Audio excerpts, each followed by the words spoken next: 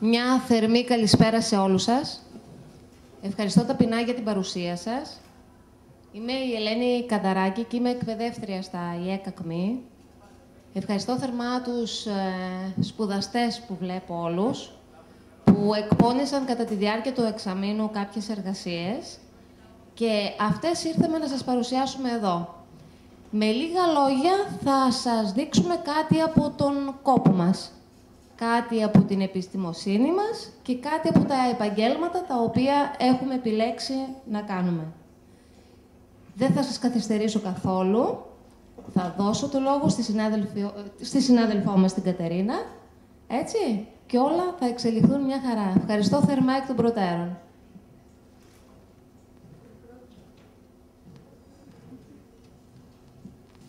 Καλησπέρα σας και από μένα. Είμαι σπουδάστρια του ΙΕΚ ΑΚΜΗ και είμαι σε τμήμα νοσηλευτικής χειρουργείου. Λοιπόν, η σύγχρονη προσέγγιση στην υγειονομική περίθαλψη επιδιώκει τη συμμετοχή των ασθενών και των πολιτών στην ανάπτυξη των υπηρεσιών υγειονομικής περίθαλψης και την ισότητα της πρόσβασης, αλλά αυτό δεν είναι εύκολο να επιτευχθεί γιατί απαιτεί χρόνο, δέσμευση, πολιτική υποστήριξη και πολιτιστική μεταρρύθμιση. Ο κύριος στόχος είναι η αναβάθμιση των υπηρεσιών υγείας, αλλά και ο προσανατολισμός στη βελτίωση της ποιότητας ζωής. Η πρόσκληση που καλούνται να αντιμετωπίσουν οι επαγγελματίες υγείας είναι η ολοκλήρωση των υπηρεσιών σε ένα αποτελεσματικό σύνολο που θα παρέχει βελτιωμένη φροντίδα, περιορίζοντας το κόστος και παρέχοντας ικανοποίηση. Εμείς οι νέοι νοσηλευτές οραματιζόμαστε μια χρυσή εποχή για τους ασθενείς και για όλους εμάς, τους επαγγελματίες υγείας. Σήμερα είμαστε εδώ για να επιβεβαιώσουμε τις επιλογές μας και να σταθούμε επάξια στις επάρξεις των απαιτήσεων.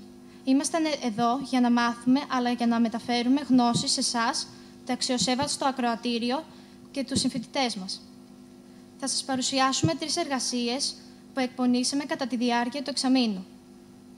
Αρχικά, με τη συμμετοχή του Β' εξαμήνου της νοσηλευτικής χειρουργείου, κάνοντας μια μικρή ανασκόπηση στο επάγγελμα της νοσηλευτικής. Στόχος μας να δείξουμε και να βοηθήσουμε στη διαμόρφωση της άποψής σας για το προνόμιο που έχουμε στα χέρια μας, να είμαστε νοσηλευτές, να είμαστε τόσο κοντά στη χαρά και τόσο κοντά στη λύπη. Στη συνέχεια, οι τελειόφοιτοι βοηθοί φυσικοθεραπευτών θα μας ενημερώσουν για το ντόπινγκ και το ρόλο του στον αθλητισμό.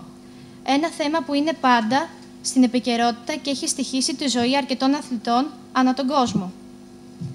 Τελειώνοντας, θα κάνουμε μια αναφορά στη μοναδικότητα της ανθρώπινης παρουσίας και οντότητας μιας ζωής και ίσως δεν μοιάζουν με τις δικές μας, αλλά είναι εξίσου πολύτιμες με τη δική μας. Οι τελειόφοιτοι νοσηλευτικής χειρουργείου του ΙΕΚ ΑΚΜΗ θα μας ευαισθητοποιήσουν και θα κεντρήσουν το ενδιαφέρον μας, παρουσιάζοντας το σύνδρομο Down. Ευχαριστούμε το ΙΕΚ ΑΚΜΗ που μας έδωσε τη δυνατότητα να παρουσιάσουμε την εργασία που εκπονήσαμε.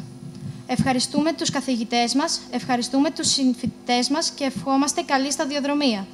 Ευχαριστούμε θερμά για τη συμμετοχή σας.